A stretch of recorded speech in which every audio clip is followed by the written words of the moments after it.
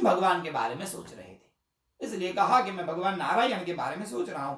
देवी ने कहा मुझे भी नारायण का चिंतन करना है, साधना करनी है, मुझे भी मंत्र दीजिए। और महादेव के लिए मैंने एक उक्ति बनाई है कि Mahadev never say no, Mahadev कभी किसी को ना नहीं बोलते। देवी ने पूछा आप मुझे विष्णु भगवान के नाम बताइए, मंत्र बताइए, मुझे भी अनुष्ठान करना है। और महादेव आंखें बंद करके बैठे, बोलना शुरू किया। करते करते करते 1000 नाम बोल दिए। पार्वती माता ने कहा भगवान टू मच, इतने सारे नाम, मेरे पास समय ही नहीं है इतना 1.5 घंटा इतने सारा पारायण नाम बोलने का। Can I have short version please, भगवान एक छोटा वर्जन दे दीजिए। और महादेव नेवर से नो, कभी मना नहीं करते। और उन्होंने 1000 नामों में से अच्छे अच्छे नाम लेकर एक छोटा स्तोत्र बनाया, उसको कहते हैं अष्टोत्तर दिव्य नारायण स्तोत्र। उसमें 108 नाम है विष्णु भगवान के। उसके बाद में पार्वती माता ने कहा प्रभु स्टिल इट्स बिग, अभी ये बड़ा है, एक ही नाम बताइए, एक नाम बोलने से मुझे 1000 नाम बोलने का फल मिल जाए, बिल्कुल शॉर्टकट, बोलो जैसे कृष्ण। और Mahadev never say no, Mahadev कभी मना नहीं करते। आंख बंद करके बैठे, शरीर के सभी चक्रों को जागृत किया, मन को अंदर लेकर गए और अंतर मन से, अंतर शक्ति से, अंतरनाद से महादेव ने एक श्लोक निकाला। वो श्लोक आज दिव्य बन गया। ये पंक्ति, ये श्लोक महादेव के अंतर शक्ति का परिणाम है। और वो श्लोक है श्री राम राम रामेति रमे रामे मनोरमे सहस्रनाम तत्तुल्यम राम नाम वरानने। जो व्यक्ति इतना ही बोलता है श्री राम जय जय राम, बस उसको 1000 नाम बोलने का फल मिल जाता है। हनुमान जी वही नाम बोलते रहते। अंदर शक्ति से जब कुछ निकलता है तो वो दिव्य बन जाता है। इसलिए हर एक व्यक्ति को अपने अंदर पड़ी हुई शक्ति का चिंतन करना चाहिए। कौन सी ऐसी दिव्य शक्ति परमात्मा ने हमें प्रदान की है। भगवान नारायण ने कहा कि ब्रह्मा जी और नारद जी सुनिए, हम सब के अंदर एक दिव्य शक्ति पड़ी है और हम नित्य निरंतर उन दिव्य शक्ति का ही चिंतन करते हैं। मैं आद्य शक्ति का चिंतन करता हूं, जिस शक्ति के द्वारा हम शक्तिमान है, जिस शक्ति के द्वारा मेरी सभी लीलाएं संपन्न होती है। ब्रह्मा जी आप भूल गए, एक जमाने में मैं हयग्रीव बना था युद्ध करते करते, आपको तो याद है, आप कहां भूल गए? आप भूल गए युद्ध करते करते अचानक मैं थक गया, एक जगह पर बैठ गया और वो धनुष से एक वो उसका प्रत्यंचा टूट गई और मेरा सर कट गया। क्या हुआ था उस समय? अंदर पड़ी हुई शक्ति प्रकट हुई और उसी शक्ति की माया के द्वारा ये सब हुआ था और उसी शक्ति ने ये सब किया था और उसी समय मेरा हयग्रीव अवतार हुआ। आप भूल गए मधुकैटभ दो असुरों को मैंने मारा आद्य शक्ति की कृपा से। याद करिए, जब मैं रामावतार लेकर गया तो केवल माया के प्रयोग से ही मैंने बहुत सारे कार्य सरल कर दिए थे। याद करिए ब्रह्मा जी, जब मैं कृष्ण बनकर इस पृथ्वी पर गया था, उस समय कृष्ण के रूप में जब मैं पृथ्वी पर गया तो पद पद पर मुझे उस माया की आवश्यकता थी। उसी माया के द्वारा मैंने सब किया। अब देखिए कैसी माया का प्रयोग किया है महाभारत के युद्ध में, भागवत जी में आप उसको अच्छी तरह से देख सकते हैं। युद्ध करते करते इतने तीर मारे भीष्म पितामह ने अर्जुन को, एक तीर खाली नहीं जाता था। कभी अर्जुन के रथ का पहिया टूट जाता था, कभी छाता तोड़ देते थे, कभी छत्र टूटता था, कभी घोड़े खुल जाते थे, मुकुट गिर गया अर्जुन के माथे पर से। डरने लगे भगवान कृष्ण के, कहीं महाकाल तो नहीं बन गया आज।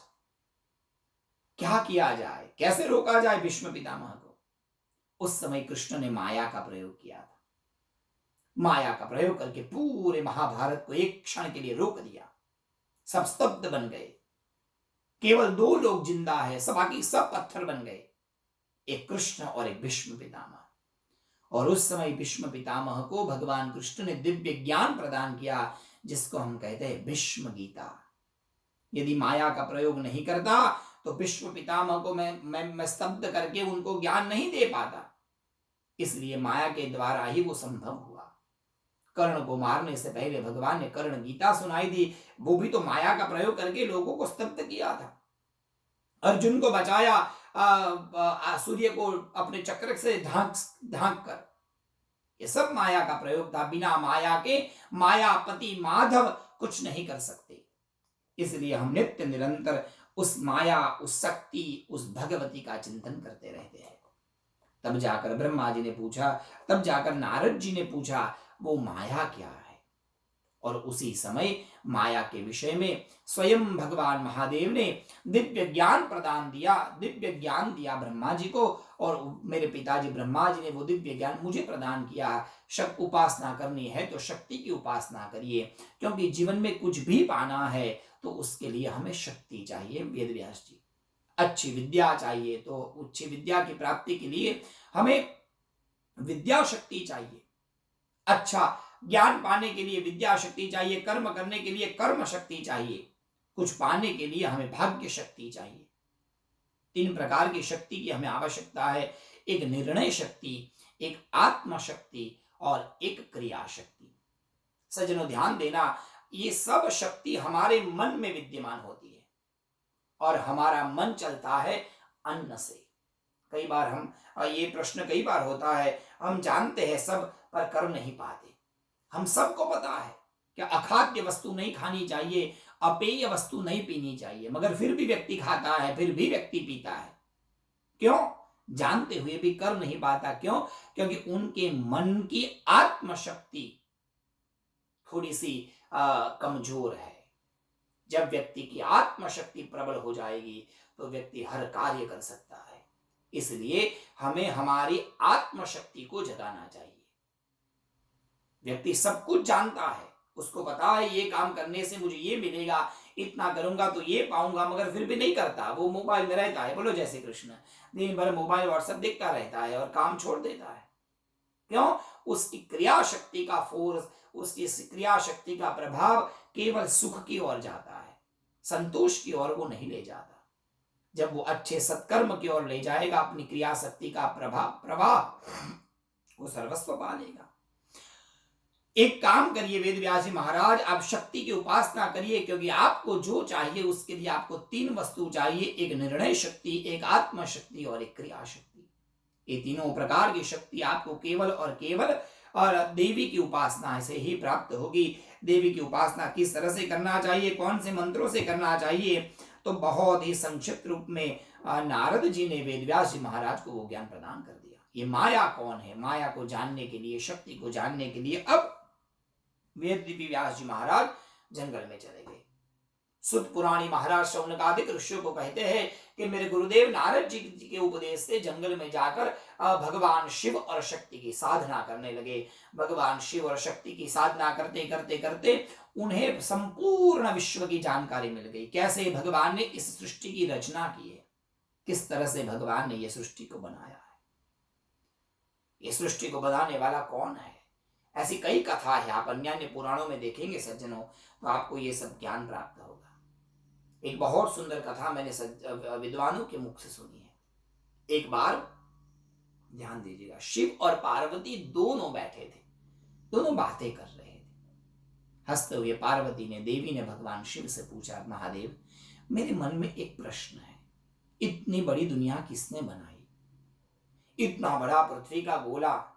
अरे भाई ये घड़ा बनाना है तो घड़ा बनाने के लिए एक चाक चाहिए, वो चाक पर मिट्टी रखनी है, मिट्टी लाने के लिए गधा चाहिए, वो चाक को घुमाने के लिए एक डंडा चाहिए, वो घड़ा बनाने के लिए एक आदमी चाहिए। अब जितना बड़ा चाक होता है उससे बड़ा डंडा होता है, जितना बड़ा डंडा होता है उससे बड़ा गधा होता है, जितना बड़ा गधा होता है उससे अच्छी बुद्धि वाला आदमी होता है। अच्छा आदमी है तो वो गधे से काम करवाकर मिट्टी ला सकता है, मजबूत आदमी है तो वो चाक घुमाकर घड़ा बना सकता है। पर वो आश्चर्य की बात है, इतनी बड़ी पृथ्वी को बनाने वाले ने इतनी सारी मिट्टी कहां से लाई होगी, और इतनी मिट्टी घोड़ने के लिए इतना बड़ा कौन सा गधा आया होगा, और कौन से चाक पर रखकर भगवान ने इस पृथ्वी के गोले को बराबर गोल बनाया। ये क्या तत्व है भगवान। किमिह किंकायः खलु किमुपायः त्रिभुवनम् किमाधारो धाता सृजति किमुपादान इति च। ऐसे कौन से उपादान के ऊपर, ऐसी कौन सी वस्तु के ऊपर इस पृथ्वी को रखा गया, ये प्रश्न किया। ध्यान दीजिएगा सज्जनों, बड़ी अच्छी बात आ रही है। महादेव ने कहा, देवी ये सृष्टि की रचना कैसे हुई आपको पता है? नहीं प्रभु बताइए आप। तब महादेव ने हंसते हुए, एक छोटी सी लकड़ी पड़ी थी बाजू में, टूट वृक्ष की एक लकड़ी, वो ले ली और उन्होंने मिट्टी के ऊपर एक बूंद, एक जरा सा ऐसे गोल बनाया और कहा, देखो देवी ये जो बिंदु है ना, वो मैं हूं। उसके ऊपर एक उन्होंने त्रिकोण बना दिया, कहा ये देवी आप हो। शिव और शक्ति के मिलन से इस सृष्टि की रचना हुई है। अब यहां शिव मतलब भगवान शिव मत समझना, बोलो जय श्री कृष्ण, और शक्ति मतलब देवी मत समझना। यहां शिव अर्थात ब्रह्म और शक्ति अर्थात प्रकृति। प्रकृति और प्राण के द्वारा ये सृष्टि का संयोग बना है। जब तक ये दो तत्व एक जगह पर नहीं आते तब तक ये विश्व नहीं बनता। कैसे कैसे बनता गया, तो उसको समझाने के लिए एक त्रिकोण बनाया था, उसके ऊपर महादेव ने और खड़े 4 त्रिकोण बना दिए, 4 और वो छोटा, ऐसे कुल मिलकर 5 त्रिकोण बन गए। देवी ये पंच परवा अविद्या है, उसके ऊपर उल्टे 4 त्रिकोण बनाए गए, ये चतुर्विध पुरुषार्थ है। देवी के 5 चक्र और शिव के 4 चक्र मिलकर 9 चक्र बन गए, जिसको नवारणव चक्र कहा जाता है। इन 9 तत्वों के द्वारा, 5 तत्व प्रकृति के और 4 तत्व ब्रह्म के, इन 9 तत्वों जब एक साथ मिलते हैं और जब उसमें कल्याणिक भावना होती है, उसमें से धीरे धीरे धीरे धीरे धीरे 28 तत्व बनते हैं। उसको एक गोल चक्कर में बांधा गया, ये एक चक्र में बनना चाहिए। उसके आगे आगे भगवान ने अलग अलग पंखुड़ियां बना दी। इस सृष्टि को बनाने के लिए ये सब मातृकाएं हैं। 8 पंखुड़ी पहले बनाई, बाद में 16 बनाई गई। कहा इन पंखुड़ियों में देखो ये सब मातृकाएं हैं, ये अलग अलग विभिन्न शक्ति है। ये शक्ति को ही हम भगवान कहते हैं। भगवान अर्थात कौन? सज्जनों ध्यान देना, भगवान 4 अक्षर है और व के अंदर एक मात्रा और, तो 5 हो गए।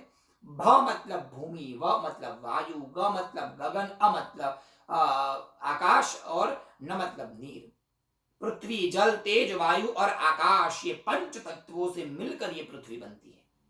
ये पूरी पृथ्वी में 5 तत्व है, पृथ्वी, जल, तेज, वायु और आकाश। इन 5 तत्वों को बनाने के लिए, उसको नियमन करने के लिए, कहाँ कितना पानी रखना है, कहाँ कितनी मिट्टी रखना है, उसको विनिमय करने के लिए मातृकाय है। उसको संभालने के लिए एक एक पंखुड़ियों में एक एक मातृकाय, अणिमा, गरिमा, लघिमा, प्राप्ति, प्राकाम्य, ये सब शक्ति है। ये शक्ति दुनिया में व्यक्ति को जीवात्मा के रूप में ले जाकर ब्रह्म को ही वो जीवात्मा बनाकर भेज देती है। ये शक्ति ही व्यक्ति को जन्म देती है। सज्जनों ध्यान देना, कैसे ये सब होता है। अब थोड़ी ये पुराणों में कथा लोगों को अच्छी लगती है, परंतु कथा से आनंद आता है, परंतु ये ज्ञान वाली बात भी हम सबको समझना चाहिए, कैसे ये चक्र चलता है। तो ये पूरा महादेव ने चक्र निर्मित किया, बिंदु बनाया, खड़े 4 त्रिकोण बनाए, 5 त्रिकोण बनाए, ऊपर उल्टे 4 त्रिकोण बना दिए, गोल वृत्त बना दिया, पंखुड़ियां बना दी और पंखुड़ियां बना दी और 3 भूपुर बना दिए। ये 3 भूपुर जो है वो कर्म वासना, जहां अलग अलग शक्ति रहती है, वो शक्ति ही ये पूरी सृष्टि को चलाती है। कैसे? ध्यान दीजिएगा, हमारे शरीर में हम जो खाते हैं वो हमारे शरीर में जाकर खून बनता है, वही खून आगे जाकर हमारे शरीर में, पुरुष के शरीर में वो वीर्य बनता है, स्त्री के शरीर में वो रज बन जाता है। ये दोनों के मिलन से वो तत्व, अब ये मिलन कराना कौन करता है? तो वो प्रकृति करती है, और कोई नहीं कर पाता, केवल प्रकृति ही ये सब काम कर सकती है। तो प्रकृति ऐसा माहौल बनाती है, ऐसा दिव्य वातावरण बनाती है कि पुरुष के शरीर से वो तत्व स्त्री में आधान हो जाता है, जिसको हम वासना शक्ति, काम शक्ति कहते हैं। यदि पुरुष में और स्त्री में कामना, काम शक्ति नहीं होगी तो दोनों का मिलन नहीं होगा। स्वयं भगवती प्रकृति, स्वयं मां जगदम्बा ऐसा माहौल पैदा करती है जिससे शरीर में काम शक्ति का संचार होता है और उसी काम शक्ति से स्त्री में आधान होता है। अब उस शक्ति, उस स्त्री के शरीर में एक रक्षण करने वाली अणिमा शक्ति होती है, जो अणु का रक्षण करती है। जो बिंदु पुरुष से गया उसको गर्भ में ले जाने का काम वो शक्ति करती है। यदि वो शक्ति नहीं तो बिंदु तो जाएगा स्त्री में, पर वो रहेगा नहीं, गर्भपात हो जाएगा। 9 महीने तक वो आवरण शक्ति, वो गर्भ की रक्षा करती है। समय आने पर वो बच्चा वहां से भगवती की ही शक्ति के द्वारा वो वहां से बाहर आता है। तो ये सब होता है उस शक्ति के द्वारा। ये तो एक पुरुष और स्त्री की बात की। उसके बाद में जब जब जैसा जैसा कर्म करता रहेगा वो पुरुष, उसका फल वो शक्तियां जितनी है ना मातृकाएं, वो संभालती रहती है। अच्छा कर्म किया तो अच्छा, बुरा किया तो बुरा बुरा। समय समय पर वो ही प्रकृति, वो ही मातृका, वो ही शक्ति व्यक्ति को अपने अपने कर्म का फल प्रदान करती है। और जब वो मर जाता है तो उसके शरीर को जलाते समय उसके शरीर में जो तेज शक्ति है वो तेज में मिल जाती है, वायु शक्ति वायु में मिल जाती है, पानी पानी में मिल जाता है, मिट्टी मिट्टी में मिल जाता है। वो जीवात्मा वहां से मुक्त हो जाता है। फिर वो ही प्रकृति वापस आती है और वो जीवात्माओं को वहां से उठाकर कहीं और ले जाती है। कहाँ ले जाती है? तो कहा उसको पानी में। यदि उसने अच्छा कर्म किया, जैसा जैसा कर्म वैसा ले जाती है। पानी बनाती है, पानी गर्म होता है, पानी जाकर आकाश में बादल बन जाता है, वहां से वो बरस कर जीव वापस नीचे आ जाता है और पृथ्वी में आकर वो अन्न बनता है। अन्न बनकर आदमी रोटी खाता है, रोटी से फिर खून, फिर वीर्य, फिर आधान। ये पूरा चक्र चलता है। ध्यान दीजिएगा, जरूरी नहीं है कि वो अन्न आदमी ही खाए।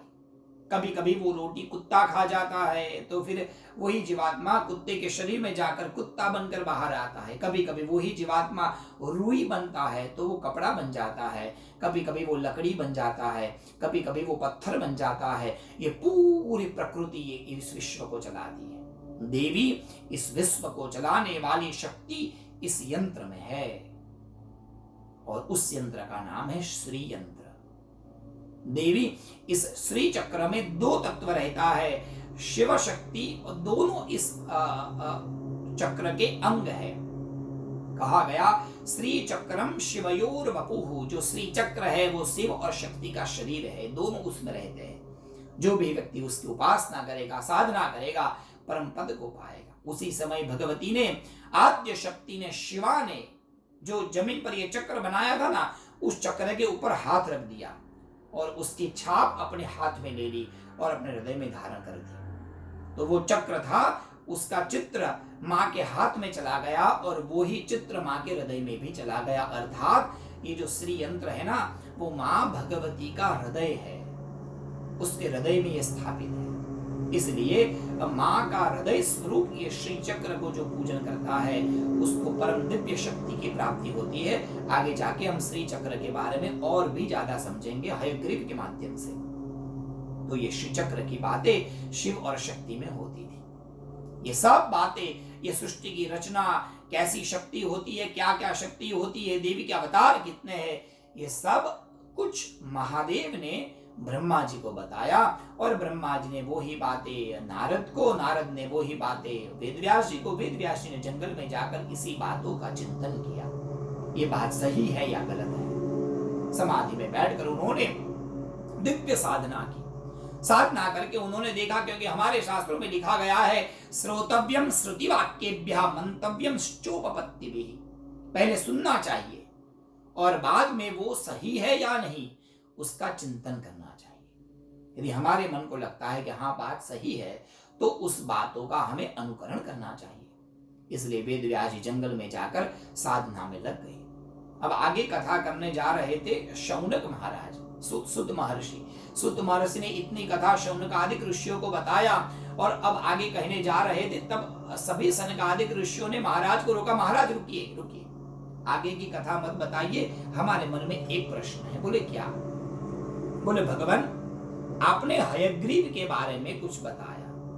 आप जो ये चर्चा कर रहे थे, आप जो कथा बता रहे थे, उस समय आपने कहा कि भगवान नारायण ने ब्रह्मा जी को कहा कि मेरा हयग्रीव अवतार भी देवी की कृपा है, महाराज कृपा करके उस हयग्रीव के बारे में कुछ बताइए, हम उसको ठीक से विस्तार पूर्वक जानना चाहते हैं। मेरे मन में ये प्रश्न था कि यह हयग्रीव की कथा यहाँ पर क्यों आई। जब मैं काशी में देवी भागवत पढ़ रहा था तब मुझे ज्यादा हयग्रीव के बारे में नहीं पता था, तो मुझे आया भाई, ये जैसे अलग अलग देवताओं ने माया की साधना से ही सब कार्य किया, तो सभी देवताओं की कथा क्यों नहीं आई, या हयग्रीव भगवान की ही कथा क्यों आई? उसके पीछे भी एक रहस्य है। क्या?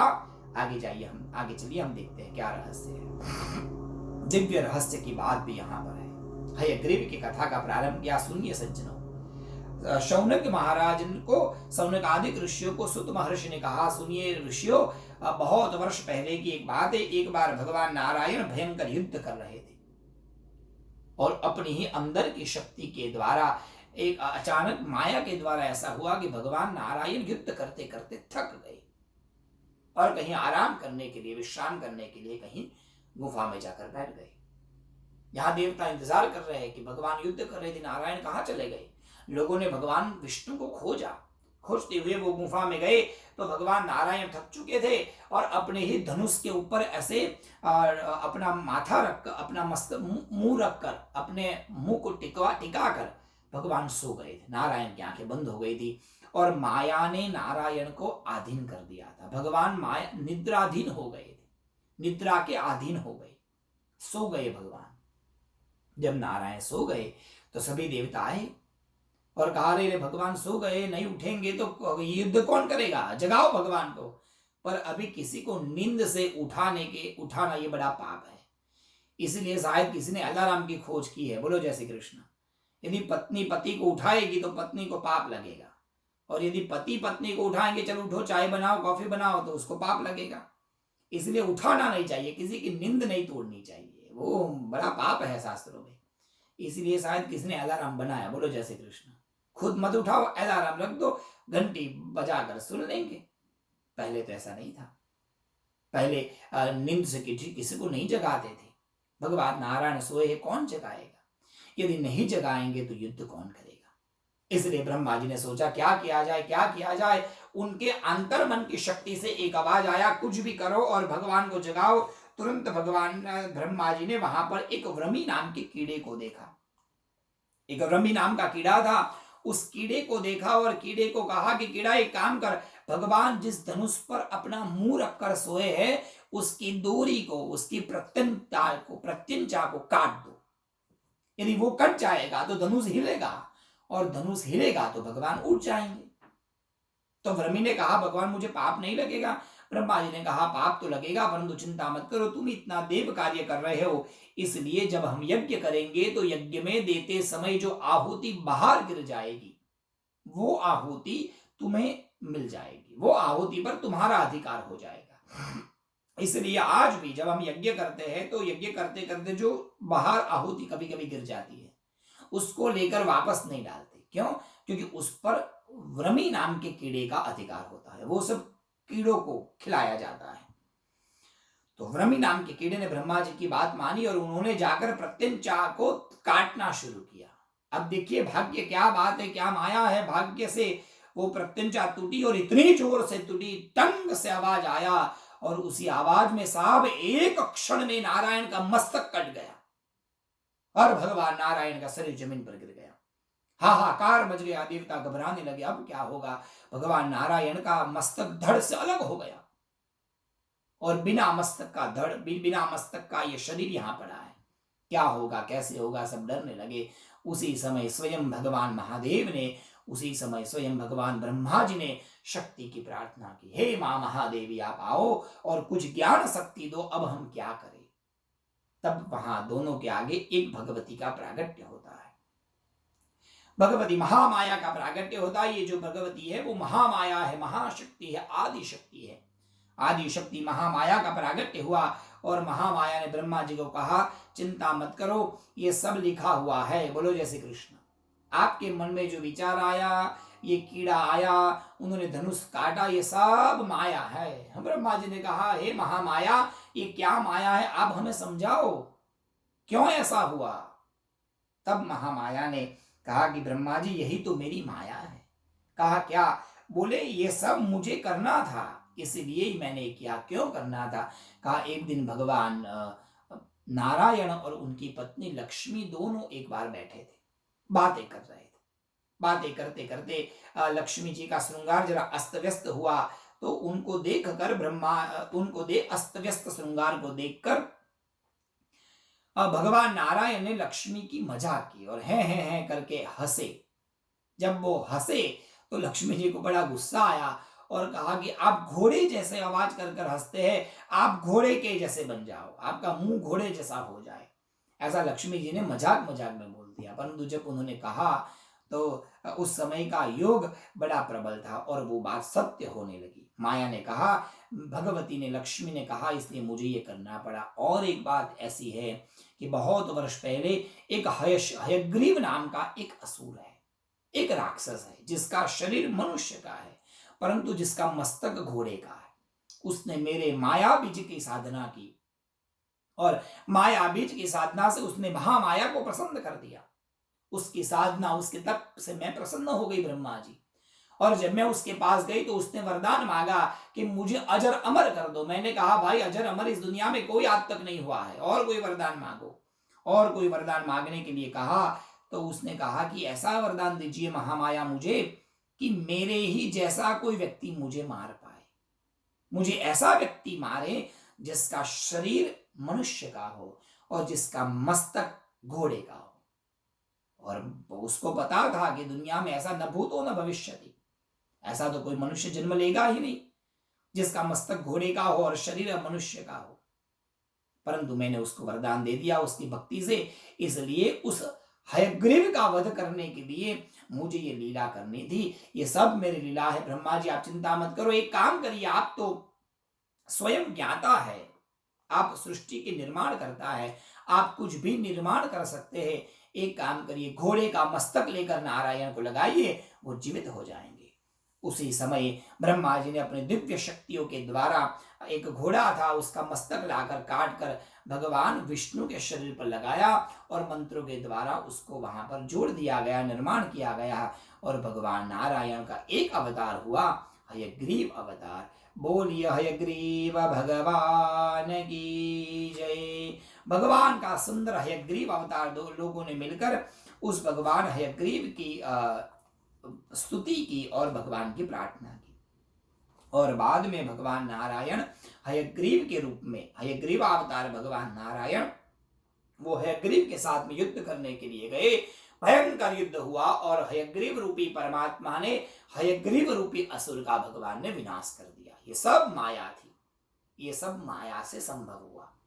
इसलिए माया की शक्ति को आपको उपासना करनी चाहिए, ऐसा ज्ञान नारद जी ने वेद व्यास जी को दिया था। यही सब कथा शौनकादिक ऋषियों को सुत महर्षि ने सुनाई। सुत महर्षि ने शौनकादिक ऋषियों को कहा, यही हयग्रीव अवतार का रहस्य था, महामाया के द्वारा ही हयग्रीव अवतार हुआ। सज्जनों, अब ये समझना है कि देवी भागवत में सबसे पहले ये हयग्रीव की कथा क्यों? माया की कृपा तो सब अवतारों में थी, हयग्रीव की इसलिए क्योंकि हयग्रीव महाराज ने ही, हयग्रीव अवतार में ही इस भगवान ने देवी तत्वों का खुलासा किया है। और एक बहुत सुंदर अद्भुत ऐसा स्तोत्र जिसकी प्राप्ति हमें हयग्रीव भगवान के द्वारा हुई है, और वो है दिव्य स्तोत्र जिसको कहते हैं ललिता सहस्त्र नाम स्तोत्र। जब आप ललिता सहस्त्र पाठ करेंगे तो उसके अंतिम में आता है, इति श्री हयग्रीव अगस्त संवादे ब्रह्मांड पुराणे। ब्रह्मांड पुराण में हयग्रीव और अगस्त्य महामुनि के संवाद में ये ललिता सहस्त्र नाम स्तोत्र है। बहुत अद्भुत और दिव्य स्तोत्र है। भगवान हयग्रीव महाराज ने इस स्तोत्र का अद्भुत व्याख्यान किया है। 3 प्रकार है इस ललिता सहस्त्र स्तोत्र में। एक उसकी उत्पत्ति, एक मां भगवती के नाम, और एक उसकी फलश्रुति। फलश्रुति में तो बहुत सुंदर वर्णन की, इतना प्रभावी ये स्तोत्र है, इतना पावरफुल ये स्तोत्र है। इस ललिता सहस्त्र नाम स्तोत्र से व्यक्ति सब कुछ पा सकता है। यदि किसी के वहां संतान नहीं है तो हयग्रीव महाराज कहते हैं, वंद्यानाम पुत्र लाभाय नाम सहस्त्र मंत्रितः नवनीतम प्रदद्यातु पुत्र लाभो भवेत् ध्रुवम्।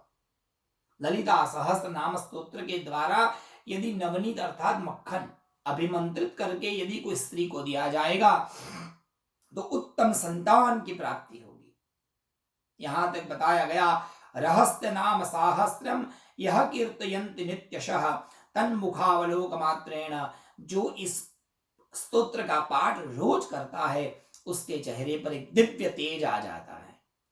बताया गया यदि आपके घर में पैसा आता है पर पैसा टकता नहीं है, टिकता नहीं है, उसके लिए बताया लक्ष्मी चांचल्य रहिता सदा तिष्ठति तद्गृहे। जो व्यक्ति 6 महीने तक नित्य ललिता सहस्त्र स्तोत्र का पाठ करता है उसके घर में लक्ष्मी चंचलता से रहित होकर स्थिर रूप में निवास करती है। भारती तस्य जिह्वाग्रे रंगे नृत्य नित्यशः।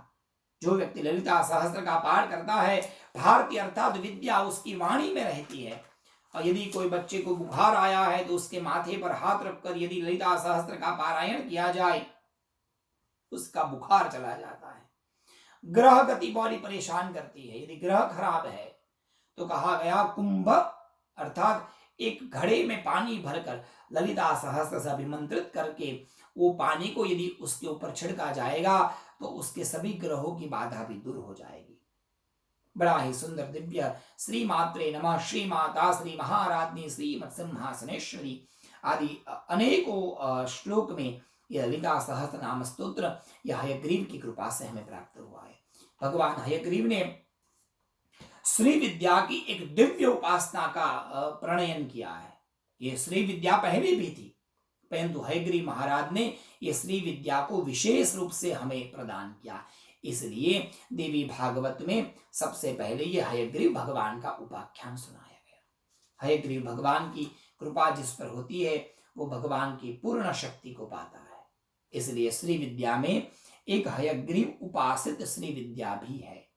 श्री विद्या के बारे में ज्यादा जाहिर में हम नहीं बोल सकते, उसके उपासक को ही ये सब बातें बताई जाती है, इसलिए मैं उसके बहुत गूढ़ विषय में नहीं जा रहा हूं। अभी तो वहां से हम आगे चलेंगे। हयग्रीव महाराज श्री विद्या के बहुत अच्छे उत्तम गुरु रहे और उन्होंने श्री विद्या का बहुत ही सुंदर प्रणयन किया। सज्जनों, मैं आपसे एक निवेदन करूं, यदि आपको भी ऐसी कोई इच्छा है कि जीवन में शक्ति की साधना करनी है तो आप जरूर श्री विद्या के बारे में जानिए, समझिए और अच्छे गुरु के द्वारा मंत्र लेकर उसका जाप करिए, क्योंकि बहुत स्पष्ट रूप से लिखा है श्री सुंदरी साधन तत्पराणाम भोगश्च मोक्षश्च करस्थ एव। श्री सुंदरी की जो साधना करता है उसे भोग और मोक्ष देने वाली माँ जगदम्बा है, माँ ललितांबा है। इस ललितांबा को श्री चक्र की अधिष्ठात्री देवी कहा गया है। श्री चक्र के ऊपर माँ ललिता का वास होता है। सज्जनों, आपको भले ही बुरा लगे परंतु एक सत्य बात है, इसलिए आपसे निवेदन करना चाहता हूं, करबद्ध आपसे प्रार्थना है। आजकल गूगल में और ऑनलाइन इतना सारा ज्ञान भरा पड़ा है, बुरा मत मानना पर उस पर ज्यादा विश्वास मत करना। बोलो जय श्री कृष्ण। क्यों? क्योंकि कई बार बहुत लोग उल्टा सीधा उसमें लिख देते हैं। आजकल बहुत बातें आती है लक्ष्मी की साधना के लिए, लक्ष्मी धन लक्ष्मी की पूजा के लिए लक्ष्मी के दिन श्री यंत्र की पूजा करिए। श्री यंत्र की पूजा करना गलत नहीं है, परंतु श्री यंत्र की देवी ललिता त्रिपुर सुंदरी है, महालक्ष्मी नहीं है। महालक्ष्मी का यंत्र एक अलग है, कुबेर का यंत्र अलग है। हर एक देवताओं के एक एक यंत्र होते हैं, उसी यंत्र में देवताओं की शक्ति होती है। जैसे हमारा मोबाइल है, मोबाइल में कितनी सारी शक्ति है परंतु वो शक्ति उसके मेमोरी कार्ड में होती है। अब आप कोई और ऐसा मेमोरी कार्ड होगा, कोई और वर्जन में लगा देंगे, वहां सपोर्ट नहीं करेगा। उसके लिए सपोर्ट वाला वर्जन चाहिए, वो मोबाइल चाहिए। उसी तरह श्री यंत्र की जो शक्ति है वो ललिता त्रिपुर सुंदरी है और महालक्ष्मी का यंत्र अलग है। इसलिए आप दोनों को एक मत करिए, समझिए उसकी शक्ति क्या है। तो और विषय समझने के लिए जरूर आप श्री विद्या की साधना के विषय में आगे जाइए और उसके विषय में आप खुद भी जानना है तो जरूर संपर्क करिएगा, हम उस विषय की विशेष चर्चा करेंगे। हयग्रीव महाराज की कृपा से इस विश्व को दिव्य और भव्य श्री विद्या की प्राप्ति हुई है और आगे उन्होंने फिर उसका प्रचार प्रसार किया है। शक्ति के परम उपासक थे हयग्रीव अवतार परमात्मा। आगे जाकर ये सब बातें बताई और वो बात हयग्रीव की कथा कहने के बाद में सुत पुराणी ने महर्षि आदियों को कहा, सुनिए महर्षि, मेरे गुरुदेव वेद व्यास जी जंगल में चले गए साधना करने के लिए। उन्होंने शिव शक्ति की साधना की और शिव शक्ति की साधना करने के बाद भगवान शिव और शक्ति प्रकट हुए। उन्होंने आशीर्वाद दिया। उन्होंने माया को और महादेव दोनों को अपनी समाधि के द्वारा जाना और जब वरदान मांगने के लिए कहा तो वेद व्यास जी ने वरदान मांगा, हे परमात्मा मुझे उत्तम संतान की प्राप्ति कराइए, मुझे जीवन में संतान चाहिए, ऐसा संतान जो परम भक्त हो, श्रेष्ठ भक्त हो, और ऐसा संतान चाहिए जो हमारी संस्कृति को आगे बढ़ाए। हमारे जो मेरा दिव्य ज्ञान है, मैंने जो आज तक पुराणों की रचना की, मैंने आज तक जितने जितने शास्त्रों की रचना की, वो शास्त्रों को जन जन तक पहुंचाए, ऐसा मुझे पुत्र प्रदान कीजिए। क्योंकि पुत्र ऐसा होना चाहिए जो अपने पिता के वंश को, अपने पिता के ज्ञान को आगे बढ़ाए। धन को आगे हर पुत्र बढ़ाता है, जब जो कोई पुत्र अपने पिता के ज्ञान को आगे बढ़ाता है तो उसको सत्पुत्र कहा जाता है। और वेद व्यास जी महाराज ने सत्पुत्र की प्राप्ति के लिए प्रार्थना की, वरदान मांगा। महादेव ने, देवी ने, भगवती ने, महामाया ने वरदान दिया, आप चिंता मत करो, आपको एक दिव्य पुत्र प्रदान करते हैं हम। ऐसा दिव्य पुत्र होगा जो पुत्र इस पूरे विश्व को परम भक्तिमय ज्ञान प्रदान करेगा और आपके ज्ञान को वो आगे बढ़ाएगा। कालांतर में हमारे गुरुदेव के वहां एक पुत्र का जन्म होता है जिसका नाम है शुकदेव। परम ज्ञानी परम महर्षि हुए। शुकदेव जी की तो कथा ही क्या है, अद्भुत ज्ञानी थे। हर गांव गांव में घूमते थे और भगवान की कथा करते थे। कथा ही उनके जीवन का धन था। शुकदेव जी महाराज के जीवन का परम लक्ष्य था कथा। इसलिए जब हम कथा पढ़ते थे, बनारस में जब हम पढ़ते थे, ये बात मुझे आज तक मुझे बिल्कुल याद है। जब हम कथा पढ़ते थे, भागवत आदि ग्रंथ पढ़ते थे हमारे गुरु जी से, तो कथा जब मतलब हमारा जो पीरियड एक खत्म होता था, पढ़ाई 2 घंटे की होती थी, जब खत्म होती थी तो भागवत जी की पढ़ाई जब हमारी पूरी होती थी दिन की 2 घंटे की, अंत समय में हम एक श्लोक बोलते थे, यदा तथा यथा तथा सदैव कृष्ण सत्कथा मया सदैव गीयताम तथा कृपा विधीयताम। हमारे गुरु जी कहते थे कि भगवान से मांगना है, इतना ही मांगना, मैं जैसे भी रहूं, जहां भी रहूं, जिस दशा में रहूं, बस भगवान आपकी कथा गाता रहूं। ईश्वर से मांगना है तो केवल कथा मांगना, कथा के अर्थ को मांगना, कथा से अर्थ को मत मांगना। कथा का अर्थ, शास्त्रों का अर्थ मिल जाए, यही हमारे लिए परम उपास्य, यही हमारे लिए परम धर्म है, यही हमारा प्रयोजन होना चाहिए। वो बात अलग है कि जब व्यक्ति ईश्वर की कथा गाता है तो भगवान भरपेट उसको जो चाहिए वो दे देते। ये हमारा अनुभव है। एक समय में जब कुछ नहीं था, आज कथा के माध्यम से ही परमात्मा हमें इतने यहां तक ले आया है। तो इसलिए कथा ही जीवन का एकमात्र लक्ष्य होना चाहिए। ऐसा सुखदेव जी का लक्ष्य था। क्या बात बताई, सुखदेव जी महाराज कथा के बड़े प्रिय थे, कथा गाते रहते थे, कथा कहते रहते थे। एक बात बहुत गुप्त है, बड़े ध्यान दीजिएगा, हमारे गुरु जी ने यह मुझे सिखाया था, कोई भी नई कथा आप जब सीखो तो 3 लोगों को बता देना। बोलो जय श्री कृष्ण। उस समय हम भागवत पढ़ रहे थे तो कहा कोई भी कथा आप पढ़ते हो जाकर कोई 3 आदमियों को सुना देना। 3 आदमियों को सुनाओगे तो जो गलती होगी वो निकल जाएगी और तुम्हारी कथा दृढ़ हो जाएगी। और मैं बचपन से ऐसा करता था, जब काशी में